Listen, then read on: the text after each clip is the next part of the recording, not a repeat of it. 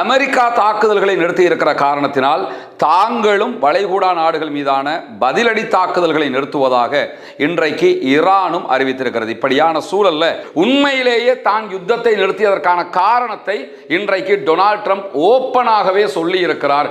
அமெரிக்காவினுடைய ஆயுத பற்றாக்குறை உச்சம் தொட்டு கொண்டிருக்கிறது. எனவே இந்த நேரத்தில் ஈரான் மீது மேலதிக தாக்குதல்களை நடத்த நான் விரும்பவில்லை என்றே சொல்லி இருக்கிறார். ஹொர்முஸ் நீர்வழி பாதையில ஈரானுடைய எச்சரிக்கைகளை தொடர்ந்து எச்சரிக்கையை கேட்காமல் பயணித்த ஒரு கப்பல் தாக்குதலுக்கு உள்ளாகி இருக்கிறது என்கிற ஒரு செய்தி வெளியாகி இருக்கிறது. இந்த செய்திகளுக்கு மத்தியில் இன்றைய நாள் அல் ஜசீரா ஒரு முக்கியமான பேட்டியை ஒளிபரப்ப இருக்கிறது. அதனுடைய முன்னோட்ட காட்சிகள் தற்போது வெளியாகி இருக்கிறது.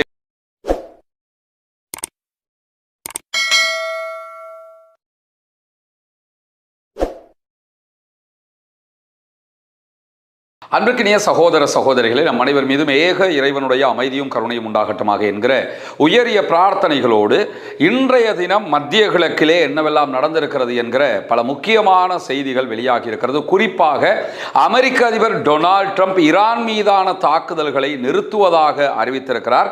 அதற்கு அவர் சொல்லியிருக்கக்கூடிய காரணம்தான் ரொம்ப ஏளனமாகவும் நகைப்புக்குரியதாகவும் சர்வதேச மட்டத்திலே பார்க்கப்படுகிற அதே நேரம் அமெரிக்கா தாக்குதல்களை நிறுத்தி இருக்கிற காரணத்தினால் தாங்களும் வளைகுடா நாடுகள் மீதான பதிலடி தாக்குதல்களை நிறுத்துவதாக இன்றைக்கு ஈரானும் அறிவித்திருக்கிறது. இப்படியான சூழல்ல இன்றைக்கு வெளியாகி இருக்கக்கூடிய பல முக்கியமான செய்திகளில் இஸ்ரேலுக்குள்ள நடைபெற்றிருக்கக்கூடிய ஒரு ஆர்ப்பாட்டம் சர்வதேச செய்திகளில் இடம் பிடித்திருக்கிறது. அது என்ன ஆர்ப்பாட்டம் என்று சொன்னா, பாலஸ்தீனர்கள் மீதான தொடர் தாக்குதல்களையும் பாலஸ்தீனத்தில் இராணுவம் ஆட்சி செலுத்துவதையும் எதிர்த்தும் அதே நேரம் வெஸ்ட் பேங்க் பகுதிகள் ஆக்கிரமிக்கப்பட்ட ஜெருசலம் பகுதிகளில் இஸ்ரேலை சேர்ந்த யூதர்கள் சென்று அங்கு வாழக்கூடிய மக்களுக்கு தொடர் அழுத்தம் கொடுப்பதையும் அதே போன்று அங்கு வன்முறையில் ஈடுபடுவதையும் கண்டித்து தான் இஸ்ரேல் தலைநகர் டெல் அவீவ்ல இந்த ஆர்ப்பாட்டம் நடைபெற்றிருக்கிறது. ஆர்ப்பாட்டத்தில் பங்கெடுத்த பல பேரையும் இன்றைக்கு கைது செய்கிற காட்சிகளை இஸ்ரேலிய காவல்துறை வெளியிட்டிருக்கிறார்கள். இதே நேரம் இந்த செயல்பாடுகளுக்கு மேற்கு நாடுகள், பிரித்தானியா உள்ளிட்ட நாடுகளே கண்டனத்தையும் தெரிவித்திருக்கிறார்கள். இந்த இடத்துல நம்ம புரிய வேண்டிய ஒரு விவகாரம் என்னன்னு கேட்டா, இஸ்ரேலுக்குள்ளும் நெஞ்சில் ஈரமுள்ள ஒரு சிலர் இருக்கத்தான் செய்கிறார்கள்.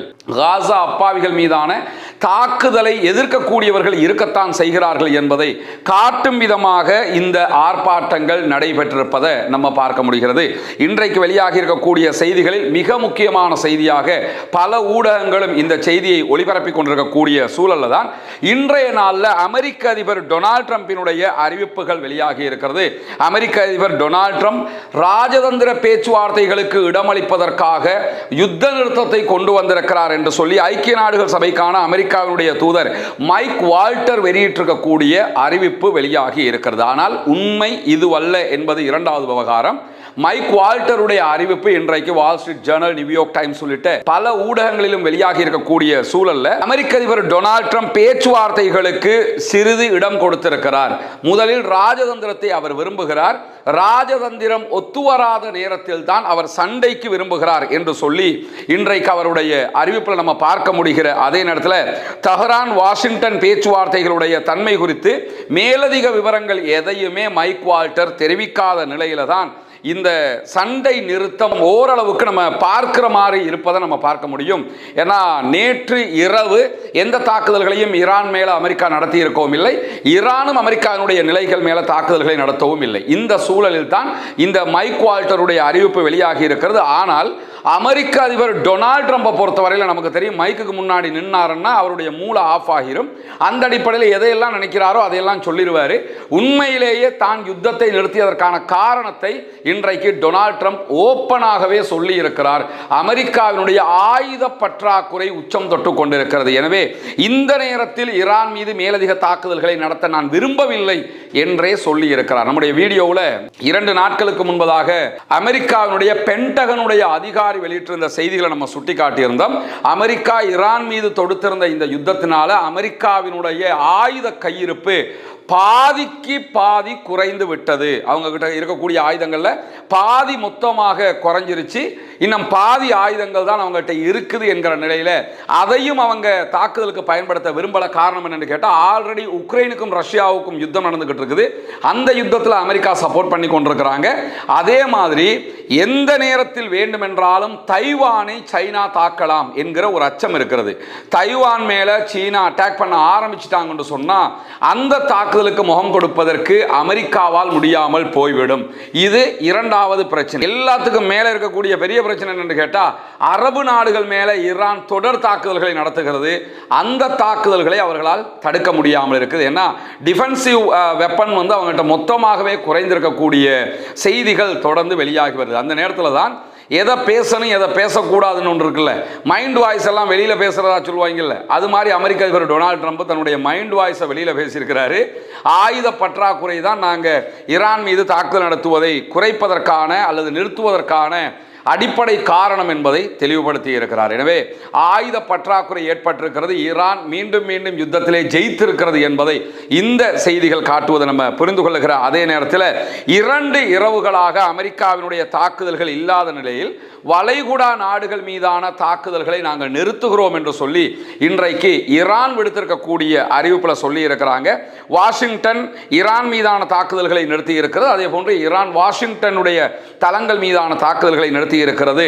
தொடர்ந்தும் எங்கள் மீது தாக்குதல் நடத்தப்பட்டால் பதிலடி தாக்குதல்களை வளைகுடா நாடுகளில் இருக்கக்கூடிய அமெரிக்காவுடைய தளங்கள் மேல நாங்கள் நடத்துவோம் என்று சொல்லி இன்றைக்கு IRGC விடுத்திருக்கக்கூடிய அறிவிப்பில் தெளிவாக குறிப்பிட்டிருக்கக்கூடிய நேரத்தில் தான் இன்றைய நாளில் ஹொர்முஸ் நீர்வழி பாதையில் ஈரானுடைய எச்சரிக்கைகளை தொடர்ந்து எச்சரிக்கையை கேட்காமல் பயணித்த ஒரு கப்பல் தாக்குதலுக்கு உள்ளாகி இருக்கிறது என்கிற ஒரு செய்தி வெளியாகி இருக்கிறது. இந்த செய்தியை பொறுத்தவரையில் குறித்த கப்பல் ஈரானுடைய பேச்சை கேட்காமல் பயணித்துக் கொண்டே இருந்ததாகவும், நீங்க பேச்சை கேட்காம போனா நாங்க அட்டாக் பண்ணுவோம்னு அவங்க எச்சரிக்கை விடுத்திருந்தாங்க. ஆனாலும் ஈரான் அவர்கள் மீது தொடர்ந்து உடனடியாக அட்டாக் பண்ணவே இல்லை. இந்த கப்பலுடைய வெடிப்புக்கான காரணம் என்னன்னு கேட்டால், அந்த கப்பல் பயணித்த பாதையில் ஈரான் ஆல்ரெடி வைத்திருந்த கடல் கன்னிவெடிகள் இருந்த காரணத்தினால கடல் கன்னிவெடிகளில் சிக்கித்தான் இந்த தாக்குதலுக்கு கப்பல் உண்டாகி இருக்கிறது. எனவே கடல் கன்னிவெடிகளில் சிக்கிய 2வது கப்பலாக இந்த கப்பலை பார்க்க முடியும். அமெரிக்காவுக்கு எதிராக ஈரான் பலவிடுத்தம் இந்த செய்திகளை சொன்னாலும் அமெரிக்காவை நம்பி சில கப்பல்கள் பயணிக்கிற போது இந்த ஆபத்தான சூழ்நிலையை அந்த கப்பல்கள் சந்திக்கிறார்கள் என்கிற வகையில் தான் இன்றைக்கு இந்த சம்பவமும் நடைபெற்றிருப்பதை நம்ம பார்க்க முடியும். எனவே ஈரான் கடல் கன்னி வெடிகளை வைத்திருக்கிறோம் என்று சொல்லுவது வெறும் வார்த்தை ஜாலம் அல்ல, பேச்சுக்கு சொல்லவில்லை, உண்மையாகவே சொல்லிக் கொண்டிருக்கிறது என்பதற்கான 2வது ஆதாரமாக இந்த கப்பல் இன்றைக்கு கன்னி வெடிகளில் சிக்கி பாதிக்கப்பட்டிருக்கிறது என்கிற செய்தி அமைந்திருப்பதை நம்ம பார்க்க முடிகிறது. இப்படியான சூழல்ல தான் இன்றைய நாளும் ஹவுத்திகள் யமன்ல இருந்து சவுதி அரேபியாவினுடைய தளங்களை நோக்கி தாக்குதல்களை நடத்தி இருக்கிறார்கள். சவுதி அரேபியாவும் யமன்ல ஹவுத்திகளுடைய நிலைகளை நோக்கி தாக்குதல்களை நடத்தி இருக்கக்கூடிய செய்திகள் வெளியாகி இருக்கிறது. இந்த செய்திகளுக்கு மத்தியில் துருக்கியினுடைய தயாரிப்பாக இருக்கக்கூடிய ஒரு ஆளில்லா விமானத்தை நாங்கள் சுட்டு வீழ்த்தி இருக்கிறோம் என்கிற செய்திகளை இன்றைக்கு ஹூத்தி படைப்பிரிவினர் வெளியிட்டிருப்பதை நம்ம பார்க்க முடியும். இந்த துருக்கியினுடைய ஆளில்லா விமானங்களை பொறுத்தவரையில் துருக்கி விமானத்தை கொடுத்து ஹூத்திகளுக்கு அட்டாக் பண்ணுங்கன்னு கொடுக்குறாங்கன்ற அர்த்தம் கிடையாது. துருக்கியில் தயாரிக்கப்பட்ட ஆளில்லா விமானங்களை ஆல்ரெடி சவுதி அரேபியா வாங்கி கொண்டிருக்கிறது. துருக்கிக்கும் சவுதி அரேபியாவுக்கும் இடையில மிலிட்ரி அக்ரிமெண்ட் இருக்கிற அடிப்படையில் அவங்க ஆயுத விற்பனை செய்கிறார்கள். உலகத்தில் இந்த ட்ரோன் உற்பத்தியில் முன்னணியில் இருக்கக்கூடிய நாடுகளில் ஈரான் எவ்வளவு முன்னணியில் இருக்குதோ அதே அளவுக்கு துருக்கியும் முன்னணியில் இருக்கக்கூடிய ஒரு நாடு. அதையும் தாண்டி துருக்கி நேட்டோ நாடுகளில் மிக முக்கியமான பவர் கொண்ட ஒரு நாடாகவும் இருக்கிறது. அந்த அடிப்படையில் துருக்கிட்ட இருந்து பல நாடுகளும் ஆயுதங்களை வாங்குறாங்க.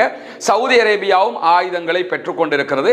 அந்த ஒரு ஆளில்லா விமானத்தை தான் இன்றைக்கு யமனில் இருக்கக்கூடிய ஹவுதீஸ் சுட்டு வீழ்த்தி இருக்கிறார்கள் என்கிற செய்திகள் வெளியாகி இருக்கிறது. இந்த செய்திகளுக்கு மத்தியில் இன்றைய நாள் அல் ஜசீரா ஒரு முக்கியமான பேட்டியை ஒளிபரப்ப இருக்கிறது. அதனுடைய முன்னோட்ட காட்சிகள் தற்போது வெளியாகி இருக்கிறது. முதல் தடவையாக சிரியாவினுடைய அதிபர் அகமது அல் ஷாரா ஊடகம் ஒன்றிற்கு வெளிப்படையாக பேட்டி அளிக்க இருக்கிறார். அது அல் ஜசீராவுக்கான பேட்டி. அகமது அல் ஷாராவினுடைய பேட்டியினுடைய மிக முக்கியமான பகுதிகள் அடங்கிய முன்னோட்ட காட்சிகள் வெளியாகி இருக்கிறது. அந்த முன்னோட்ட காட்சிகள் தொடர்பாக அல் ஜசீரா வெளியிட்டிருக்கக்கூடிய பிரேக்கிங் நியூஸ்ல என்ன சொல்லியிருக்கிறாங்கன்னு கேட்டா, இஸ்ரேலோடு ஒரு பாதுகாப்பு ஒப்பந்தம் செய்வதற்கு சிரியா பல நாடுகளோடும் பேசி வருகிறது என்கிறார் அகமது அல் ஷாரா. அகமது அல் ஷாரா யாருங்கிறது நமக்கு தெரியும். ஆல்ரெடி இவர் ISIS பயங்கரவாத குழுவோடு இருந்தவர். இவருடைய தலைக்கு பல மில்லியன் அமெரிக்க டாலர்களை அமெரிக்கா அறிவிச்சிருந்தது. பின்னாட்கள் ISல இருந்து பிரிஞ்சவர் தனியான ஒரு படைப்பு HTC என்கிற ஒரு படைப்பிரிவை உண்டாக்கினார். அந்த படைப்பிரிவு தான் சிரியாவுக்குள்ள பஷர் அல் அசாதினுடைய ஆட்சியை கவிழ்த்து ஆட்சியை பிடிச்சாங்க. அதற்கு பல நாடுகளும் சப்போர்ட் பண்ணியிருந்தாங்க. பின்னாட்கள் அமெரிக்கா அவர் மீது விடுத்திருந்த தடை, அதே போன்று சிரியா மேல விதிக்கப்பட்டிருந்த எல்லா தடைகளையும் நீக்கி இருக்கிறார்கள். அகமது அல் ஷாராவுடைய ஆட்சி தற்போது சிரியாவில் நடைபெற்று வருகிறது. அவங்க பாராளுமன்றத்தையும் மீள அமைத்திருக்கக்கூடிய சூழல்ல முதல் தடவையாக அவர் ஊடகங்களுக்கு பேட்டியை கொடுக்கிறார். கொடுக்கிற நேரத்திலே அவர் என்ன சொல்றாருன்னா, இஸ்ரேல் சிரியாவினுடைய கோலான் குன்றுகள் பகுதிகளை எல்லாம் கைப்பற்றி இருக்கிறதே என்று கேட்கும்போது, இஸ்ரேலோட நீங்க ஏன் சண்டைக்கு போகல என்கிற கேள்விக்கு, நாங்கள் இஸ்ரேலோடு தற்போதைய நிலையில் ஒரு சண்டையை பிடிப்பதற்கு விரும்பவில்லை, இஸ்ரேலோட ஒரு ஒப்பந்தத்துக்கு போறதுக்கு தான் விரும்புகிறோம்.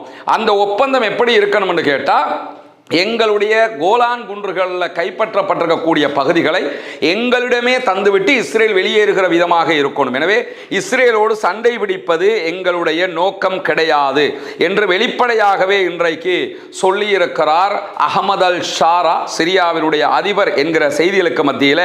மேலதிகமாக லெபனானில் இருக்கக்கூடிய ஹிஸ்புல்லாக்களோடு நீங்கள் சண்டையிட இருப்பதாக அமெரிக்க அதிபர் டொனால்ட் ட்ரம்ப் சொல்லிக்கொண்டே இருக்கிறாரே.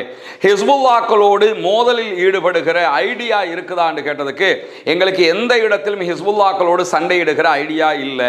ஹிஸ்புல்லாக்களோடு ஒரு இராணுவ ரீதியிலான சண்டைக்கு போறதுக்கு நாங்கள் தயார் இல்லை. ஹிஸ்புல்லாக்களை கொண்ட லெபனானுடைய பிரச்சனையை லெபனான் கவர்மெண்ட் தான் பார்த்துக்கிறணும். எனவே நாங்கள் ஹிஸ்புல்லாக்களோடு நேரடி சண்டைக்கு போறதுக்கு தயாராகவும் இல்லை. அதை தாண்டி சிரியாவுக்குள்ளேயே அகமது அல் ஷாரா எப்படி ஆட்சியை பிடித்தாரோ அவருக்கு எதிரான ஒரு ராணுவ குழுவும் அங்கே இருக்கிறாங்க, ஆயுத குழு. அந்த ஆயுத குழு தான் SDF என்கிற சிரிய ஜனநாயக படைகள். இந்த சிரியாவினுடைய ஜனநாயக படைகளோடு ஒரு ஒப்பந்தம் எட்டப்பட்டிருக்கிறது. இந்த சிரிய ஜனநாயக படைனா நீங்க எப்படி புரிஞ்சுக்கணும்னு கேட்டா, பஷர் அல் அசாதினுடைய படைகள் அவர் ஆட்சியில இருந்து கவிழ்க்கப்படும் போது அந்த ராணுவம் டிசோல் ஆயிச்சா இல்லையா, அந்த ராணுவத்தில் இருந்த பல பேரும் இந்த SDF என்கிற சிரிய ஜனநாயக படைகள்ல தான் இருக்கிறாங்க. அந்த படைப்பிரிவுகளோடும் நாங்கள் சண்டைக்கு போவதற்கு தயாரில்லை. ஒரு ஒப்பந்தம் எட்டப்பட்டிருக்குது.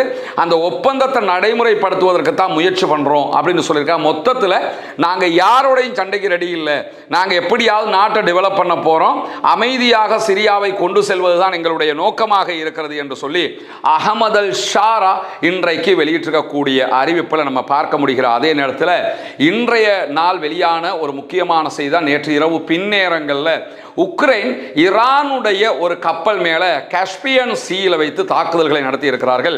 காஸ்பியன் கடல்ல நடத்தப்பட்டிருக்கக்கூடிய தாக்குதல்ல ரஷ்யாவுக்கு ஈரான்ல இருந்து கொண்டு செல்லப்பட்ட ஆயுதங்களை அடங்கிய கப்பல் மீது தான் நாங்கள் ஆளில்லா விமான தாக்குதல்களை நடத்தினோம் என்று சொல்லி உக்ரைனுடைய அதிபர் விளாடிமிர் ஜெலன்ஸ்கி வெளியிட்டிருந்த அறிவிப்புல சொல்லியிருந்தார். அவருடைய எக்ஸ் பக்கத்தில் அதை சொல்லியிருக்கிறார். ஜெலன்ஸ்கியை பொறுத்தவரையில் உள்நாட்டுக்குள்ள மிகப்பெரிய எதிர்ப்பை சந்தித்துக் கொண்டிருக்கக்கூடிய ஒருவர், யுத்தத்தை வைத்தே பெஞ்சமின் நெத்தன்யாகு மாதிரி ஆட்சியை கடத்திக்கிட்டு இருக்கக்கூடிய ஒருவர், அவர் எப்படியாவது இன்னும் கொஞ்ச காலத்திற்கு உக்ரைனுடைய அதிபராக இருக்க விரும்புகிறார். ஆனால் அவர் ரஷ்யாவுடனான யுத்தத்தில் படுதோல்வி அடைந்து கொண்டிருக்கிறார் என்பதும் உலகத்திற்கு தெரியும். ரஷ்யா உக்ரைனுடைய 20% நிலப்பரப்புகளை கைப்பற்றி இருக்கக்கூடிய உக்ரைனுக்கான மிக பெரும் தோல்வியான இந்த நிலையில ஆல்ரெடி உக்ரைனுடைய பாதுகாப்பு அமைச்சரை இவர் பதவி நீக்கினார் என்பதற்காக கடந்த வாரம் முழுவதுமே பெரிய ஆர்ப்பாட்டங்கள் நடைபெற்றிருந்தது. அந்த ஆர்ப்பாட்டங்களை தொடர்ந்து பதவி நீக்கம் செய்யப்பட்ட பாதுகாப்பு அமைச்சரை மீண்டும் பதவிக்கு எடுத்துட்டு அவரோட யாரு மோதிக்கிட்டு இருந்தாரோ, யாரு உக்ரைனுக்காக உக்ரைனுடைய ராணுவத்தை கொண்டு ரஷ்யாவோட சண்டை பிடிச்சுக்கிட்டு இருந்தாங்களோ அந்த பாதுகாப்பு படைப்பிரிவுகளுடைய தலைமை தளபதியை பதவி நீக்கம் செய்திருக்கிறார். இப்படி உள்நாட்டுக்குள்ளே 1000 குழப்பத்தை வச்சுக்கிட்டு காஸ்பியன் கடல்ல பயணித்த ஈரானுடைய கப்பல் மேல தாக்குதல்களை நடத்தி இருக்கிறார். ஈரான் அதற்கு பதிலடி கொடுத்திருக்கிறது. மிக தெளிவாக எங்களை ஒரு யுத்தத்திற்கு இழுக்கிறீர்கள், உக்ரைன் உக்ரைனோடு நேரடி யுத்தத்திற்கு நாங்கள் வருவதற்கு தயாராக இருக்கிறோம் என்கிற விதமாக ஈரானுடைய அறிவிப்பை நம்ம பார்க்க முடியும். உக்ரைனை நேரடியாக ஈரானுக்கு தாக்க முடியுமான்னா கண்டிப்பாக தாக்க முடியும். ஆல்ரெடி டியாகோ கார்சியா மேல ஈரான் தாக்குதல்களை நடத்தி காட்டியிருக்கிறாங்க. டியாகோ கார்சியா என்பது ஈரான்ல இருந்து 4000 கிலோமீட்டருக்கு அப்பால் இருக்கக்கூடிய பகுதி. எனவே டியாகோ கார்சியாவை தாக்கினவங்களுக்கு மாறி அப்படியே உக்ரைன் மேல அட்டாக் பண்றது கஷ்டமும் கிடையாது. உக்ரைன் மேல நேரடியாகத்தான் சண்டை பிடிக்க வேண்டும் என்கிற எந்த தேவையும் அவங்களுக்கு கிடையாது. ரஷ்யா மூலமாகவே ரஷ்யாவுக்கு மேலதிகமான ஆயுதங்களை கொடுப்பது அல்லது ரஷ்யாவோடு இணைந்து உக்ரைனை அவர்கள் தாக்குவதற்கான நிறைய வாய்ப்புகள் இருக்கிறது. இந்த அறிவிப்பும் இன்றைய நாளில் வெளியாகி இருக்கக்கூடிய சூழலில் தான் இன்றைக்கு வெளியாகி இருக்கக்கூடிய ஐஆர்ஜிசியினுடைய இன்னும் ஒரு முக்கியமான செய்தி என்னன்னு கேட்டால், பிரித்தானியா தொடர்ந்தும் அமெரிக்காவுக்கு ஆயுதங்களை கொடுத்தால், பிரித்தானியா அமெரிக்கா ஈரானை தாக்குவதற்கான படைத்தளங்களை கொடுத்தால் பிரித்தானியாவை நாங்கள் பதிலடி தாக்குதல் மூலம் அழிப்போம் என்கிற எச்சரிக்கையை விடுத்திருக்கிறார்கள். பிரிட்டன் மேல ஈரானுக்கு தாக்குதல் நடத்த முடியுமான்னு கேட்டீங்கன்னா கண்டிப்பாக நடத்த முடியும். ஏன்னா ஆல்ரெடி டியாகோ கார்சியாங்கிறது பிரித்தானியாவினுடைய படைத்தளம். அதன் மேல ஈரான் அட்டாக் பண்ணி காட்டிட்டாங்க. டியாகோ கார்சியா கீழே இருக்குது.